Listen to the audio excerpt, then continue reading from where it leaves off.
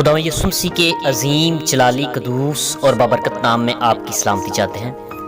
ہمارا آج کا عنوان ہے عید پینتیکوست۔ بائبل مقدس میں سے نیا عہد نامہ رسولوں کے اعمال 2 باب 1-4 آیات۔ جب عید پینتیکوست کا دن آیا تو وہ سب ایک جگہ جمع تھے کہ یکایک آسمان سے ایسی آواز آئی جیسے زور کی آندھی کا سناٹا ہوتا ہے، اور اس سے سارا گھر جہاں وہ بیٹھے تھے گونج گیا، اور انہیں آگ کے شعلے کی سی پھٹتی ہوئی زبانیں دکھائی دیں، اور ان میں سے ہر ایک پر آ ٹھہری، اور وہ سب روح القدس سے بھر گئے اور غیر زبانیں بولنے لگے جس طرح روح نے انہیں بولنے کی طاقت بخشی۔ آمین۔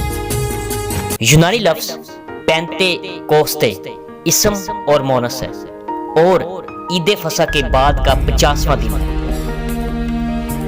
پرانے عہد نامے میں 3 بڑی عیدیں منانے کے لیے کہا گیا تھا: عید فصح، ہفتوں کی عید، خیموں کی، اور اسی طرح مسیحیوں کے لیے بھی 3 بڑی عیدیں ہیں: بڑا دن، عید قیامت المسیح، عید پینتیکوست یا عید نزول۔ پرانے عہد نامے میں عید فصح کے 50ویں دن اس دن کو منایا جاتا تھا، بامطابق احبار کتاب 23واں باب 16۔ ہفتوں کی عید، فصل کاٹنے کی عید، پہلے پھلوں کی عید، یہ فصل کی کٹائی کا تہوار تھا۔ خداوند کی شکر گزاری کی جاتی اور اس کے ساتھ سوختنی قربانی، نذر کی قربانی اور سلامتی کا ذبیحہ بھی پیش کیا جاتا۔ یہودی روایت کے مطابق مقدس موسیٰ کو سال کے اس دن پر شریعت ملی۔ سال کے دوران اسرائیلی مردوں کو 3 بار خداوند کے حضور اپنے ہدیوں کے ساتھ حاضر ہونا پڑتا تھا۔ نئے عہد نامے میں عید پینتیکوست روح القدس کے انڈھیلے جانے کی تصویر پیش کرتی ہے۔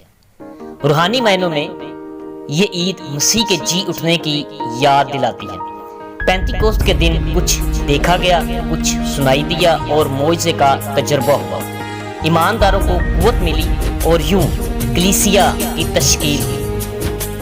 پہلے روح القدس شاگردوں کے ساتھ تھا، مگر اب اس نے ان کے اندر سکونت کر لی۔ پینتیکوست کا دن روح القدس سے معمور ہونے کا دن بھی ہے۔